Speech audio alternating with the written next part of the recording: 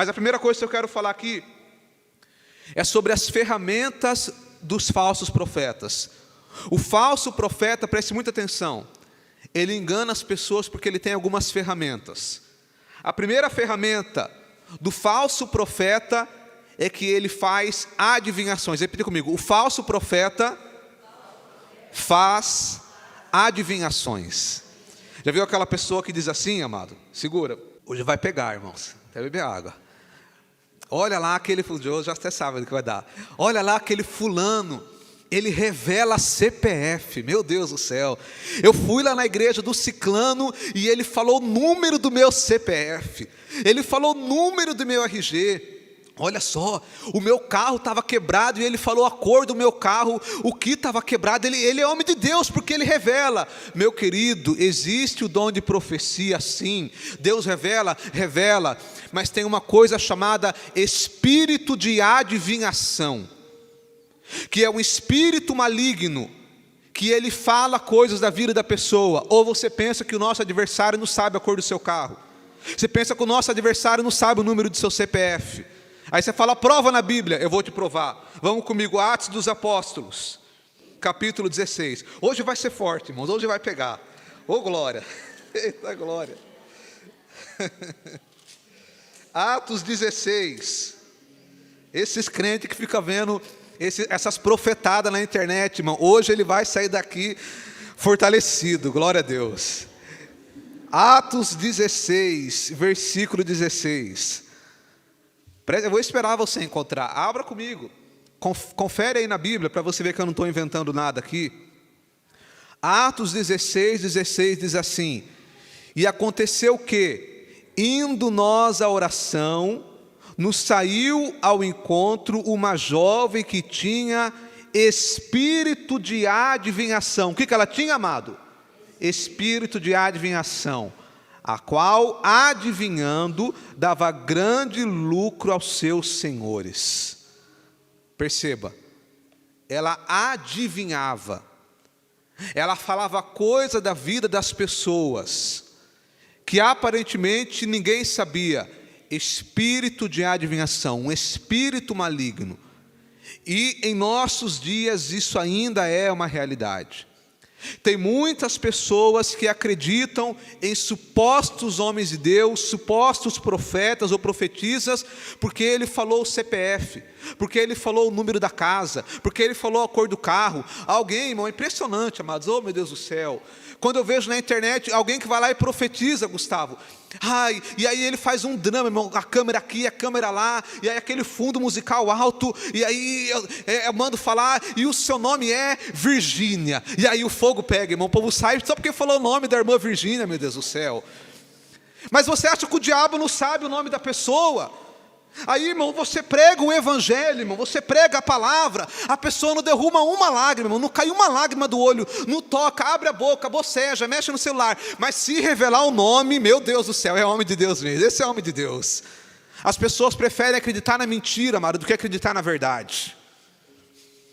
É que nem uma criança quando ela está com o paladar, irmão, infantil.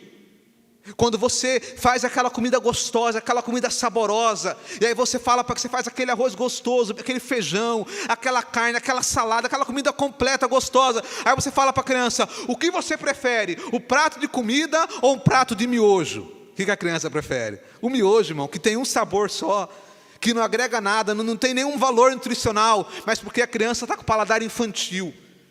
Tem pessoa que é assim, irmão, ao invés dele ter prazer de ouvir o evangelho, de ouvir a palavra de Deus, de se aprofundar na palavra, não, ele quer ouvir a revelação do nome, da cor do carro, do CPF, mas Deus te trouxe aqui, e aonde essa mensagem chegar, para que você abra o seu olho, e pare de ser enganado por falsos profetas. É óbvio que Deus revela, que Deus fala, que Deus mostra o oculto e o profundo, mas o que eu estou dizendo, é que não seja enganado apenas por isso. Falso profeta, que revela, que fala nome, que muitas vezes não é profeta, muitas vezes é espírito de adivinhação. Segunda ferramenta do falso profeta, é que o falso profeta, ele faz sinais. Vamos comigo, irmãos, lá em Mateus, um texto que a gente leu, é tudo evangelho, irmãos, não é invenção não. Mateus capítulo 7, versículo 22, diz assim: muitos me dirão naquele dia: Senhor, Senhor, não profetizamos em teu nome? E em teu nome não expulsamos demônios? E em teu nome não fizemos muitas maravilhas? Está vendo aí? O falso profeta faz maravilhas. O falso profeta faz sinais. Quer ver um outro texto, irmão? Lá em Êxodo, vamos comigo para a gente ganhar tempo nessa manhã. Êxodo capítulo 7. Êxodo capítulo 7. Porque tem pessoa que é assim: ai não, porque eu fui lá, eu estava com uma dor de coluna e eu saí sem a dor de coluna. E quem disse para você que o diabo também não faz sinais? Ai não, porque eu estava com uma angústia e a angústia saiu. É porque eu estava com um problema na justiça e ele saiu. Ou seja, se tem um sinal, a pessoa já acredita. Não, o inimigo também faz sinais. O inimigo também engana pessoas. E Jesus falou sobre isso. Agora veja, Êxodo capítulo 7. Êxodo 7. Êxodo 7, versículo 10. Diz assim: então Moisés e Arão entraram a Faraó e fizeram assim como o Senhor ordenara. E lançou Arão a sua vara diante de Faraó e diante dos seus servos, e tornou-se em serpente. Versículo 11. E Faraó também chamou os sábios e encantadores e os magos do Egito, e fizeram também do mesmo jeito com seus encantamentos. Veja lá, foi lá Arão, Moisés, pegou o cajado, jogou no chão. Deus fez o cajado se tornar uma cobra, uma serpente. Olha só que sinal. Mas aí Faraó chamou os magos dele, os seus bruxos, encantadores. Eles fizeram a mesma coisa. Eles pegaram a vara, jogavam no chão e virava serpente. Sabe o que é isso, irmão? É o poder das trevas. O engano de muitos cristãos é eles esquecerem que assim como o nosso Deus tem poder de fazer milagres, o nosso adversário também faz sinais para enganar as pessoas. E às vezes a pessoa acha: porque teve um sinal, porque alguma coisa sobrenatural acontece. Se você acha que o diabo também não faz sobrenatural, amado, ele faz para enganar. A Bíblia vai falar de uma mulher que ela tinha um espírito de enfermidade. Vamos comigo. Lá em Lucas, capítulo 13, Lucas 13, versículo 11, diz assim: e eis que estava ali uma mulher que tinha um espírito de enfermidade, havia 18 anos, e andava curvada, e não podia de modo algum endireitar-se. E vendo Jesus, chamou a si e disse: mulher, está livre da sua enfermidade. Existe enfermidade, irmão, que é natural, que ela vem porque a nossa carne ela é corruptível, que é uma doença natural. E aí nesse caso você tem que ir no médico, você tem que tomar remédio, você tem que cuidar da sua saúde, ou orar para Deus curar, caso Ele quiser curar. Mas existem enfermidades que é de origem maligna, demoníaca. O diabo escraviza a pessoa com um determinado tipo de enfermidade. E muitas vezes a pessoa ela vai em um lugar e fala: mas a pessoa ela vomitou alguma coisa. Mas quem garante para você que não é um sinal demoníaco? Eu sei que é forte ouvir isso aqui, mas é a verdade. O diabo, ele engana as pessoas. E é por isso que muita pessoa diz assim: não, eu acredito nesse homem de Deus porque ele revelou ou porque teve um sinal. E eu estou te mostrando que o diabo também faz sinais para enganar as pessoas. É uma ferramenta do falso profeta. Ele faz adivinhações e ele também faz sinais. E a terceira ferramenta do falso profeta é que ele usa a dor das pessoas. Todo ser humano ele tem alguma dor. Quando eu falo de dor, não estou falando de uma dor física necessariamente. Eu estou falando de alguma dor na alma. Toda pessoa ela tem algo que ela queria que fosse diferente na vida dela. Às vezes a dor de alguém pode ser uma depressão. Às vezes a dor de alguém pode ser um problema no casamento, um problema conjugal. Pode ser um problema com o filho, com a filha. Às vezes a dor de alguém pode ser um problema financeiro. Às vezes a dor é porque a pessoa está endividada. Enfim, todos nós temos algum tipo de problema. E é justamente isso que o falso profeta vai fazer, que ele vai usar. Ele vai pegar a dor da pessoa que está no momento de fragilidade, e ele vai usar isso.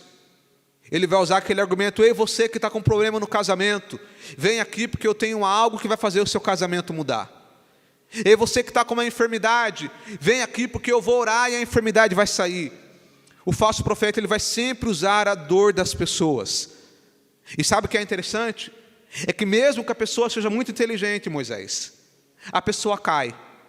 Sabe por que cai? Porque quando você está fragilizado emocionalmente, você não fica muito racional. Você fica mais emocional do que racional. A pessoa fica fragilizada. E é aí que ele vai entrar. Então é por isso, irmãos, que nós não podemos pregar esse suposto evangelho de troca. Venha que tudo vai ficar bom.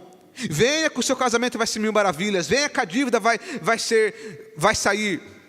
É isso que o falso profeta faz. Ele usa a dor das pessoas.